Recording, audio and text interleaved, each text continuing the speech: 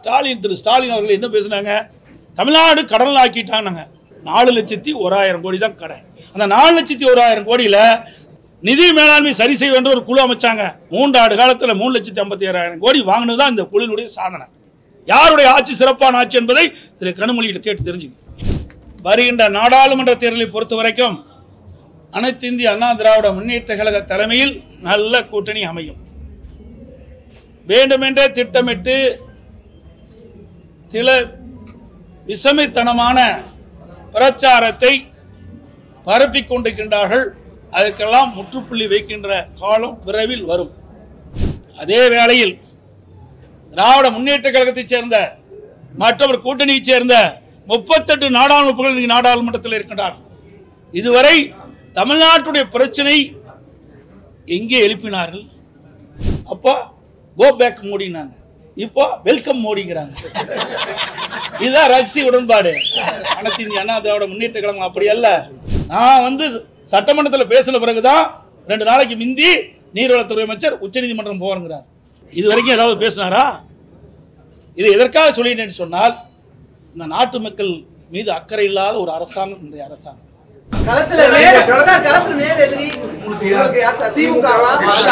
ஒருத்தரும் கிடையாது. மக்கள் தெளிவா இருக்கிறாங்க. அனைத்து இந்திய அண்ணா திராவிட முன்னேற்ற கழகத்தை தேர்ந்தெடுக்க தயாராகிவிட்டார்கள். களத்தில் எதிரி இல்லை என்பது தெளிவுபடுத்துகிறேன். அது ஒவ்வொன்றா ஒரு வண்டியில டயர் ஒவ்வொன்றா கல்லிட்டு போற மாதிரி போயிட்டு இருக்கு. 3 நாள் நான் பேசிட்டு இருக்கேன். எங்கேயாவது டிவியில் போடுறீங்களா சொல்லுவாங்க. தமிழ்நாடு எந்த அளவுக்கு பின்னோக்கி சென்று கொண்டிருக்கின்ற விவரத்தை தெளிவாக நாடாளுமன்ற சட்டமன்றத்திலே நான் உரையாற்றினேன். நிதிநிலை அறிக்கையில் அழகாக பேசினேன். உங்களுடைய ஊடகத்திலையும் பத்திரிகையிலையும் அழகாக தெரிவித்தேன். அனைத்து இந்திய அண்ணா திராவிட முன்னேற்ற கழகம் இருக்கின்ற பொழுது தமிழ்நாட்டுடைய நிலைமை என்ன? திமுக ஆட்சிக்கு வந்த பிறகு இப்பொழுது இருக்கின்ற நிலைமை என்ன? அனைத்து ஊடக நண்பர்களுக்கும் பத்திரிகை நண்பர்களுக்கும் வணக்கம். மாண்புமிகு புரட்சித் தலைவி அம்மாவுடைய பிறந்தநாள் விழா தமிழ்நாடு மற்றும் அனைத்து இந்திய அண்ணா திராவிட முன்னேற்ற கழகம் அமைப்புள்ள பல்வேறு மாநிலங்களிலும் இன்னைக்கு சிறப்பாக எழுச்சியாக அம்மாவுடைய பிறந்தநாள் விழாவை கொண்டாடி கொண்டிருக்கின்றோம். எங்கள் தேர்தல் முழக்கம் தமிழர் உரிமை மீட்போம், தமிழ்நாடு காப்போம். தமிழர் உரிமை மீட்போம், தமிழ்நாடு காப்போம். தமிழ்நாட்டில் இருந்து கழகத்தின் சார்பிலும் கழக கூட்டணி சார்பிலும் தேர்ந்தெடுக்கப்படும் மக்களவை உறுப்பினர்கள் தமிழ்நாடு மக்களின் ஒருமித்த கொள்கை கருத்துக்களின் அடிப்படையில் செயல்படுவார்கள். தமிழ்நாட்டிற்கான உரிமைகளை பெற்றுத்தர மாண்புமிகு அம்மாவின் வழியில் அயராது பாடுபடுவார்கள் என்ற உறுதியை தமிழ்நாடு மக்களுக்கு நான் அளிக்கின்றேன். எங்களுக்கு மத்திய அரசில் அங்கம் வைக்கும் பதவி பலமோ இங்கே இருக்கின்ற விடியா திமுக அரசு போல அதிகார பணபலமோ இல்லை. எங்களிடம் இருப்பது இன்றைக்கும் என்றைக்கும் எங்கள் இதயங்களில் வாழ்ந்து கொண்டிருக்கும் தெய்வங்களான இதயம் புரட்சி தலைவர் எம்ஜிஆர் அவர்களும் இதயம் புரட்சி தலைவி அம்மா ஆகியோரின் அருளாசியும் 2,06,00,000 தொண்டர்கள் தமிழ்நாடு மக்களுக்காக களத்தில் நின்று உழைக்கப் போகிறார்கள் என்ற நம்பிக்கை தைரியம் தான். கழகத்திற்காக நீங்கள் இருக்கின்றீர்கள் என்ற பலத்தில் நானும், உங்களுக்காக நான் இருக்கின்றேன் என்ற பலத்தில் நீங்களும் சேர்ந்து இன்று முதல் இரவு பகல் பாராமல் மக்களை சந்தித்து அயராது உழைத்து இதயம் புரட்சி தலைவர் எம்ஜிஆர் என்ற இதயம் அம்மா அவர்கள் காத்திட்ட வெற்றி சின்னமாம் இரட்டலை சின்னத்தில் வாழ்வோற்றும் வெற்றியை உறுதி செய்வோம். நாளை நமதே, 40 நமதே. அண்ணா நாமம் வாழ்க, புரட்சி தலைவர் எம்ஜிஆர் நாமம் வாழ்க, புரட்சி தலைவி அம்மாவின் புகழ் ஓங்குக. வாழ்க தமிழ், வளர்க தமிழ்நாடு. வருகின்ற நாடாளுமன்ற தேர்தலை பொறுத்த வரைக்கும் அனைத்து இந்திய அண்ணா திராவிட முன்னேற்ற கழக தலைமையில் நல்ல கூட்டணி அமையும். வேண்டுமென்றே திட்டமிட்டு சில விஷமித்தனமான பிரச்சாரத்தை பரப்பிக் கொண்டிருக்கின்றார்கள். அதற்கெல்லாம் முற்றுப்புள்ளி வைக்கின்ற காலம் விரைவில் வரும். கழக வேட்பாளரும் சரி, கூட்டணி வேட்பாளரும் சரி, மக்களுக்காக உழைக்கின்றவர்கள். தமிழ்நாட்டுடைய குரல் நாடாளுமன்றத்திலே ஒலிக்க, தமிழ்நாடுடைய உரிமைகளை காக்க, மீட்டெடுக்க, தமிழ்நாடு வளர்ச்சி பெற, தமிழ்நாடு ஏற்றம் பெற, தமிழ்நாட்டு மக்களுடைய குரல் நாடாளுமன்றத்திலே ஒலிக்க எங்களுடைய வேட்பாளர்கள் வெற்றி பெற்றும், எங்களுடைய கூட்டணியில் அங்கம் வைக்கின்ற வேட்பாளர்கள் வெற்றி பெற்றும் உழைப்பார்கள், பாடுபடுவார்கள், தமிழகத்தை ஏற்றம் பெற செய்வார்கள். கடந்த 2014 19 வரை அனைத்து இந்திய அண்ணா திராவிட முன்னேற்ற கழக நாடாளுமன்ற உறுப்பினர்கள் 37 பேர் தேர்ந்தெடுக்கப்பட்டார்கள். அந்த 37 பேரும் மக்களுக்காக உழைத்தார்கள். மக்களுடைய பிரச்சனையை, மக்களுடைய குரலை நாடாளுமன்றத்திலே ஒலிக்க செய்தார்கள். உதாரணத்துக்கு காவிரி நதிநீர் பிரச்சனை வந்த பொழுது உச்ச நீதிமன்றத்தின் மூலமாக சட்ட போராட்டம் நடத்தி அம்மாவுடைய அரசு ஒரு நல்ல தீர்ப்பை பெற்றோம். நாங்கள் வைத்த கோரிக்கை உச்ச நீதிமன்ற தீர்ப்பின்படி காவிரி மேலாண்மை ஆணையம் அமைக்கப்பட்டது. இது வரலாறு. மக்களுக்காக உழைத்தோம், தமிழ்நாடு விவசாயிகளுக்காக உழைத்தோம்.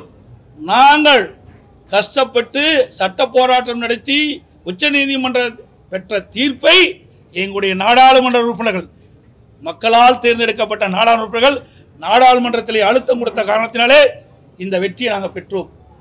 அதே வேளையில் திராவிட முன்னேற்ற கழகத்தைச் சேர்ந்த மற்றொரு கூட்டணியைச் சேர்ந்த 38 நாடாளுமன்ற உறுப்பினர்கள் நாடாளுமன்றத்தில் இருக்கின்றார்கள். இதுவரை தமிழ்நாட்டுடைய பிரச்சனை எங்கே எழுப்பினார்கள்? இன்றைக்கு உதாரணத்திற்கு நீட்டை பற்றி பேசுகிறார்கள். நீட்டை கொண்டு வந்தது அன்றைய காங்கிரஸ் அரசாங்கம், மத்தியில் இருந்த ஆண்ட காங்கிரஸ் அரசாங்கம். அதில் கூட்டணி வகித்தது திமுக.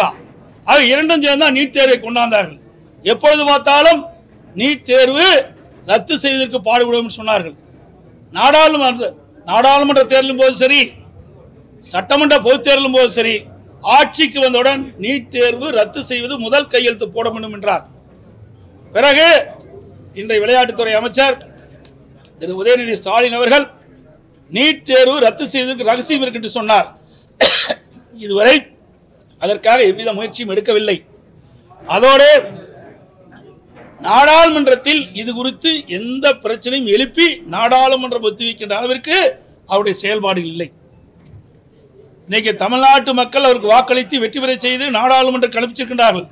தமிழ்நாட்டு மக்களுடைய பிரச்சனைக்காக இதுவரை குரல் கொடுக்கவில்லை. அதான் இப்பவே பரப்புரை தோன்றிச்சுல, அதான் நாங்களே சொல்லிட்டோம்ல, தெளிவா சொல்லிட்டோம்ல.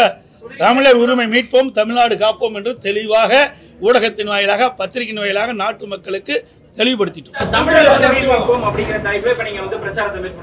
மக்கள்கிட்ட நாடாளுமன்ற தேர்தலில் ஏன் மக்கள் அதிமுகவுக்கு வாக்களிக்க வேண்டும் அப்படின்னு என்ன கேட்க போறீங்க? நான் வரைக்கும் அதாங்க சொன்னேன்.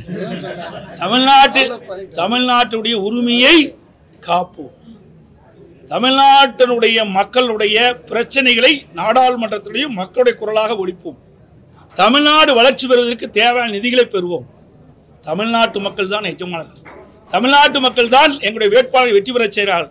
ஆகவே வெற்றி பெற செய்த இந்த தமிழ்நாட்டு மக்களுக்கு எது தேவை மத்திய அரசிடமிருந்து அதை நாடாளுமன்றத்திலே எழுப்பி அதை பெற்று மக்களுக்கு அளிப்போம். ஆனாலும் திமுக அதிமுகவுக்கும் பாஜகவுக்கும் இடையே ரகசிய உறவு இருக்குன்னு சொல்லிட்டு தொடர்ந்து உங்க மீது ஒரு விமர்சனம் வச்சுட்டு வராங்க. உங்களுடைய பதில் என்ன? யார் உறவாக இருப்பது என்று அண்மையில் பார்த்தாக தெரியும். அண்மையில் கேலோ விளையாட்டு நடந்ததில்ல, நிகழ்ச்சி நடந்ததில்ல, அப்ப யார் வந்தா? தானே அழைச்சாங்க, அத்தனை கம்பளம் போட்டு விளைச்சாங்கல்ல.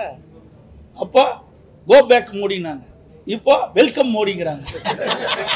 இதுதான் ரகசிய உடன்பாடு. அனைத்து இந்திய அண்ணா திராவிட முன்னேற்ற கழகம் அப்படி அல்ல. நான் ஏற்கனவே தெளிவுபடுத்தினேன். நாங்கள் கூட்டணியில் அங்கம் வைக்கின்ற பொழுது, காவிரி நதி பிரச்சனை வந்த பொழுது 22 நாட்கள் எங்களுடைய நாடாளுமன்ற மக்களுடைய குரலை, விவசாயியுடைய குரலை, தமிழ்நாட்டு மக்களுடைய குரலை நாடாளுமன்றத்தில் ஒலித்து 22 நாட்கள் நாடாளுமன்றத்தில் ஒத்தி வைத்து சாதனை பெற்று வரலாறை நாங்கள் படுத்துமோ, அதுதான் எங்களுடைய இது. அதே மாதிரி நமக்கு தீங்கி விளைக்கின்ற பொழுது அவதூறு வழக்கு தொடர்ந்து உச்ச நீதிமன்றத்தில். இன்னைக்கு என்ன செஞ்சாங்க? நான் சட்டமன்றத்தில் பேசின பிறகுதான் 2 நாளைக்கு முந்தி நீர்வளத்துறை அமைச்சர் உச்ச நீதிமன்றம் போவாருங்கிறார். இது வரைக்கும் ஏதாவது பேசினாரா? இதை எதற்காக சொல்லிட்டேன்னு சொன்னால், இந்த நாட்டு மக்கள் மீது அக்கறை இல்லாத ஒரு அரசாங்கம் இன்றைய அரசாங்கம். வீட்டு மக்களை பற்றி தான் கவலைப்படுகிறார்கள். அவர்களுக்கு என்ன அதிகாரம் வேண்டும் என்பதை தான் பார்க்கின்றார்கள். ஓட்டு போட்ட மக்களுக்கு நன்மை செய்ய வேண்டும் என்று சிறிதளவும் கவலைப்பட்டது கிடையாது. ஆனால் அனைத்து இந்திய அண்ணா திராவிட முன்னேற்ற கழகத்தை பொறுத்த வரைக்கும் இருவரும் தலைவர் வழியிலே நாங்கள் செயல்பட்டுக் கொண்டிருக்கின்றோம். நாட்டு மக்கள் தான் எங்களுடைய எஜமானர்கள். அவர்களுக்காகத்தான் நாங்கள் உழைக்கின்றோம். அவர்கள் எங்களுடைய வேட்பாளரை வெற்றி பெற செய்து, கூட்டணி வேட்பாளரை வெற்றி பெற செய்கின்ற பொழுது இங்கே இருக்கின்ற மக்களுடைய பிரச்சனை, அவருடைய குரல் நாடாளுமன்றத்திலே ஒலிக்கும். சார், தமிழ்நாட்டில் இந்த மக்களவை தேர்தல் ஒரு 3 முனை போட்டி இருக்கும் அப்படின்னு நினைக்கிறீங்களா? பிரதான எதிர்க்கட்சி நாங்கள் நினைக்கிறோமோ போகிறோமோ, அது எப்படி எத்தனை முனை போட்டின்னு அது தேர்தல் வந்ததானே தெரியும்.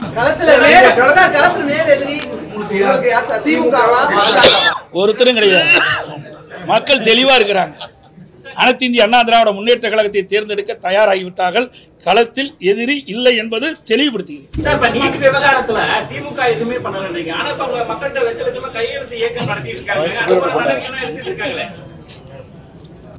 அதாவது லட்சக்கணக்கில் நீட் தேர்வை ரத்து செய்வோம். ஆட்சிக்கு வருவதற்கு முன்பு ஒரு பேச்சு, ஆட்சிக்கு வந்த பிறகு ஒரு பேச்சு. இரட்டை நிலைப்பாடு தான் திமுகவுடைய நிலைப்பாடு என்று வெட்டு வெளிச்சமாகிவிட்டது. அதற்கு பிறகு நான் சொன்னேன், நீட் தேர்வை ஆட்சிக்கு வந்தவுடன் நீட் தேர்வு ரத்து செய்து முதல் கையெழுத்தினாங்க. அது போயிட்டு. அதற்கு பிறகு விளையாட்டுத்துறை அமைச்சர் திரு உதயநிதி ஸ்டாலின் அவர் சொன்னார், நீட் தேர்வு ரத்து செய்து ரகசியம் இருக்குன்னு சொன்னார். இன்ன வரைக்கும் ரகசியத்தை கண்டுபிடிக்க முடியல. அடுத்தது ஒரு கையெழுத்தில் ரத்து செய்யறோம்னு சொல்லிட்டு லட்சக்கணக்கான கையெழுத்து வாங்கினாங்க, ஊர் பூரா வாங்கினாங்க. அவருடைய கூட்டணி கட்சி தலைவிட்டு வாங்கினாங்க. அதையெல்லாம் வாங்கி ஒரு கண்ணாடி பெட்டியில் போட்டு சேலத்தில் நடந்த கூட்டம். ஏன்னா எங்கேயுமே இடம் இல்லை, சேலத்தை இடத்தை தேர்வு செய்து நாங்கள் திமுக இளைஞர் அணி மாநாட்டை நடத்தினாங்க. அந்த மாநாட்டில் வந்து அந்த நீட் தேர்வை ரத்து செய்வதற்காக வாங்கப்பட்ட படிவமெல்லாம் காற்றில் பறக்க விட்டு காலில் மிதிப்பட்டு குப்பத்தொட்டிக்கு போன காட்சியை ஊடகத்திலையும் பத்திரிகையிலையும் தெளிவாக மக்கள் பார்த்தாங்க. இதுதான் நீட் தேர்வு ரத்து செய்கின்ற ரகசியம். ஐயா, இந்திய அலையன்ஸ் கூட்டணியை பற்றி என்னங்க நினைக்கிறீங்க? அது ஒவ்வொன்றா ஒரு வண்டியில் டயர் ஒவ்வொன்றா கழுவிட்டு போகிற மாதிரி போயிட்டு இருக்கு. 4 டயர் இருந்தால் ஒரு 2 டயர் தான் போயிட்டு இருக்குது. 2 டயர் முழுசாக போய் சேருமா இல்லையா தெரியல. ஏன்னா 4 டயர் இருந்தால் தான் கார் போய் கரெக்டாக இலக்கு அடைய முடியும். ஒரு காருக்கு 4 டயர் தான் இருக்குது. இப்போ 2 டயர் பிடிக்கிட்டு போயிட்டுது. இன்னும் 2 டயர் போயிட்டு இருக்குது. அது அப்படியே இப்போ தான் ஊர்ந்துட்டு போயிட்டு இருக்குது. அது போய் சேருமா சேராதா என்பது கடவுளுக்கு தான் தெரியும். சிறுபான்மையினர்கள் வாக்கு முழுமையா அதிமுகவுக்கு வரும்னு. அதாவது எங்களை பொறுத்த வரைக்கும் தமிழ்நாட்டு மக்கள் தான் எஜமானர்கள். தமிழ்நாட்டு மக்கள் வாக்களித்து தான் எங்களுடைய வேட்பாளர் வெற்றி பெறுவார். நாங்கள் தேசிய கட்சி அல்ல, ஒரு மாநில கட்சியாக இருக்கின்றோம். மாநில மக்களுடைய பிரச்சனை தீர்ப்பது தான் எங்களுடைய தலையாய கடமை. தமிழ்நாட்டை பொறுத்தவரைக்கும் சிறுபான்மை மக்களுக்கு அரணாக இருப்பது அனைத்து இந்திய அண்ணா திராவிட முன்னேற்ற கழகம். அவர்களுக்கு ஏதாவது பிரச்சனை எல்லாம் முதல் குரல் கொடுப்பது அதிமுக தான். இதுதான் எங்களுடைய நிலைப்பாடு. ஆக அவர்களுக்கு ஏதாவது சிறுபான்மை மக்களுக்கு ஏதாவது தமிழகத்தில் பிரச்சனை ஏற்பட்டால் அந்த பிரச்சனை தீர்ப்பதற்கு முதல் குரல் கொடுப்பது அனைத்து இந்திய அண்ணா திராவிட முன்னேற்ற கழக கட்சி. இந்தியா கூட்டணி கலந்து போன டயர் அப்படின்னு சொல்றீங்க. கலந்து போடல, கலந்துட்டு போயிட்டுது. கலந்து போற டயர் இல்ல, தனித்தனியாக கலந்து ஓடிட்டுது. அந்த கூட்டணியில் இருக்கக்கூடிய சில கட்சிகள், தமிழகத்தில் இருக்கக்கூடிய கட்சிகள் அனைத்து இந்திய அண்ணா திராவிட முன்னேற்ற கழகத்தோட வருவதற்கு வாய்ப்பு இல்லை. ஏன்னா தேர்தலுக்கு நேரம் இருக்கு, கூட்டணி அமைப்பு. அதாவது இது ஒரு ஜனநாயக நாடு. ஒவ்வொரு கட்சிக்கும் ஒவ்வொரு உரிமை இருக்குது, ஒரு பார்வை இருக்குது. இன்னும் தேர்தல் நெருங்கலை. தேர்தல் அடுத்த மாதம் 2வது வாரத்தில் தான் அறிவிப்பதாக தகவல். அப்படி கால அதிகமாக இருக்கின்ற காரணத்தினால அதுக்கு தகுந்தவாறு தான் ஒவ்வொரு கட்சியும் செயல்பட்டு இருக்குது. ஏன்னா ஒவ்வொரு கட்சியும் தன்னுடைய பலத்தை நிரூபிக்க வேண்டும் என்று ஒரு கட்டாயத்தில் இருக்கிறார்கள். அதனால் எந்த கட்சி எங்கே இருக்குன்னு பொறுத்திருந்து பாருங்கள். பேலட் மிஷின் வேணும் திருப்பி அப்படின்னு கேட்குறாங்க. இவிஎம் இஷ்யூஸ் இருக்கு, பேலட் மிஷின்ஸ் எங்களுக்கு வேணும்னு சொல்லி கேட்குறாங்க. எப்படி பார்க்குறாங்க? அதான் ஒவ்வொருவருக்கும் ஒரு எண்ணம் இருக்குது. அவருடைய எண்ணத்தைப்படி அவர் கேட்குறாங்க. அது நிறைய முறைகேடுகள் வரும் அப்படிங்கிற மாதிரி சொல்றாங்க. அதாவது இது ஏற்கனவே தெளிவுபடுத்திக்கிட்டாங்க. பல முறை தேர்தல் ஆணையம் தெளிவுபடுத்தியிருக்குது. நேர்மையாக உண்மையாக தேர்தல் நடைபெற வேண்டும் என்பதுதான் அனைத்து இந்திய அண்ணா திராவிட முன்னேற்ற கழக நிலை. திமுக நாடாளுமன்ற கனிமொழி விமர்சனம் வச்சிருக்காங்க. அதாவது அதிமுக ஆட்சி நடத்தவே தெரியாது, தமிழ்நாட்டை பின்னோக்கி தள்ளுறாங்க அப்படின்ற மாதிரி சொல்லியிருக்காங்க. சரி, 3 நாள் நான் பேசிட்டு இருக்கேன்ல, எங்கேயாவது டிவியில் போடுறீங்களா? சொல்லுவாங்க. தமிழ்நாடு எந்த அளவுக்கு பின்னோக்கி சென்று கொண்டிருக்கின்ற விவரத்தை தெளிவாக நாடாளுமன்ற சட்டமன்றத்திலே நான் உரையாற்றினேன். நிதிநிலை அறிக்கையில் அழகாக பேசினேன். உங்களுடைய ஊடகத்திலையும் பத்திரிகையிலையும் அழகாக தெரிவித்தேன். அனைத்து இந்திய அண்ணா திராவிட முன்னேற்ற கழகம் இருக்கின்ற பொழுது தமிழ்நாட்டுடைய நிலைமை என்ன, திமுக ஆட்சிக்கு வந்த பிறகு இப்பொழுது இருக்கின்ற நிலைமை என்ன அழகா விவரிச்சேன். ஒரு உதாரணத்துக்கு அனைத்து இந்திய அண்ணா திராவிட முன்னேற்ற கழகம் முதல் இதே புரட்சி தலைவி அம்மா 2011 ஆட்சியில் அமைகின்ற பொழுது 1,14,000 கோடி கடன். 10 ஆண்டு காலம் நாங்கள் ஆட்சி செஞ்சோம். 2020 வரைக்கும் ஆட்சி செஞ்சோம். அப்போ ஆட்சி முடிகின்ற பொழுது 5,15,000 கோடி கடன். ஆக 10 ஆண்டுல நிறைய திட்டங்களை கொடுத்தோம்.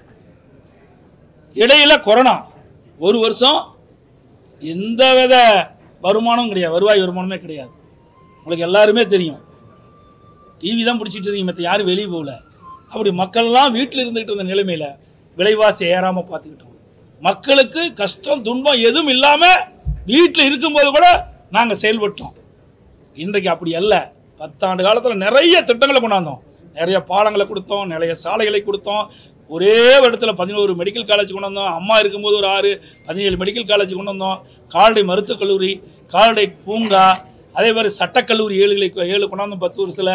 அப்புறம் கலை அறிவிப்பு கல்லூரியை நிறைய கொண்டாந்தோம். பாலிடெக்னிக் கல்லூரி, வேளாண்மை கல்லூரி, பொறியியல் கல்லூரி, இப்படி நிறைய கல்லூரிகளை திறந்து இன்றைக்கு இந்தியாவிலேயே உயர்கல்வி படிப்பதில் முதல் மாநிலம் என்ற பெருமைக்கு அதிமுக தான் சொந்தம். 2035 தமிழ்நாடு அடைய வேண்டிய உயர்கல்வி அடைய வேண்டிய இலக்கை 2019 அடைஞ்சிட்டோம். இன்றைக்கு ஸ்டிக்கர் ஒட்டி முதலமைச்சர் பேசிட்டு இருக்காரு. இது நாங்கள் ஏற்கனவே அச்சீவ்மெண்ட் பண்ணிட்டோம். 2019-20 உயர்கல்வி படிப்பதில் 100க்கு 52 பேர். 2011 திராவிட முன்னேற்ற கழக ஆட்சியிலிருந்து இறங்கி அம்மா முதலமைச்சர் ஆகும்போது உயர்கல்வி படிக்கக்கூடிய எண்ணிக்கை 100க்கு 32 பேர்.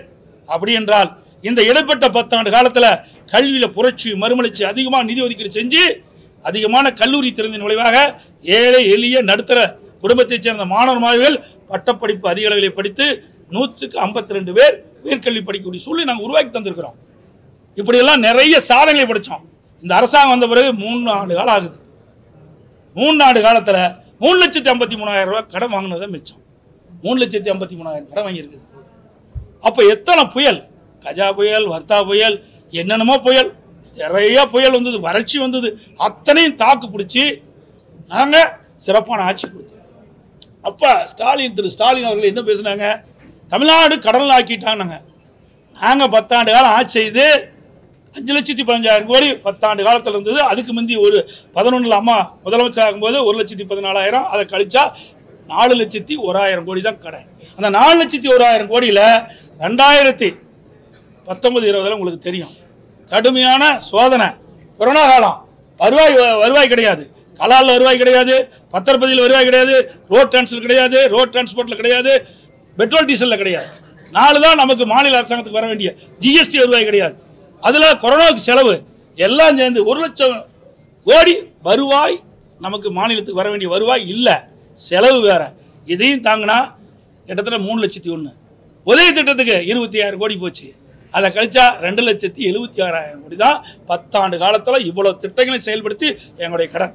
ஆனால் ஆட்சிக்கு வருவதற்கு முன்பு நிதி மேலாண்மை சரி செய்ய வேண்டிய ஒரு குழு அமைச்சாங்க. குழு அமைச்ச பிறகு இந்த 3 ஆண்டு காலத்தில் 3,57,000 கோடி வாங்கினது தான் இந்த குழுவினுடைய சாதனை. யாருடைய ஆட்சி சிறப்பான ஆட்சி என்பதை திரு கனிமொழியிட்ட கேட்டு தெரிஞ்சுங்க.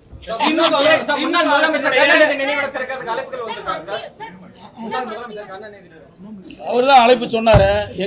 எங்களுடைய இதயம் புரட்சி தலைவி அம்மா திறப்பு விழாவுக்கு வள்ளினாலும் பரவாயில்ல, எவ்வளவு தடுத்து நிறுத்தினாங்க உங்களுக்கெல்லாம் தெரியுமில்ல. அடக்கம் பண்ணவங்கள கூட அதை தோண்டி எடுத்து வேற பக்கம் அடக்கம் பண்ணணும்னு செய்வதற்கு தூண்டுகோலாக இருந்தது யார் என்று வெட்ட வெளிச்சத்துக்கு வந்தது. திரு கலைஞர் அவர்கள் மறைவுக்கு பிறகு அவரை அடக்கம் செய்கின்ற பொழுது இரவோடு இரவாக யாரெல்லாம் இதை புரட்சி தலைவி அம்மா அடக்கம் செய்த மீது வழக்கு போட்டார்களோ அவர்களெல்லாம் இரவோடு இரவாக வாபஸ் பண்றாங்க. அப்படின்னா யார் காரணம்? அப்படிப்பட்ட தப்பெல்லாம் நாங்கள் செய்ய மாட்டோம். ஏன்னா இருவரும் தலைவர்கள் எங்களை அப்படி வழிநடத்தலை. இந்த இருவரும் தலைவர் வழியில் சிறப்பாக நாங்கள் ஆட்சி செஞ்சோம். மக்கள் தான் எங்களுக்கு எஜமானர்கள். எது நல்லது எது கெட்டதுன்னு சிந்தித்து செயல்படக்கூடிய கட்சி அதிமுக கட்சி. அதிமுக நிர்வாகிகள் தொண்டர்கள். சரி, அனைவருக்கும் வணக்கம். சிறப்பா இருந்தது. நல்ல தெளிவா இந்த ஊடகத்திலையும் பத்திரிகையிலையும் போடுங்க.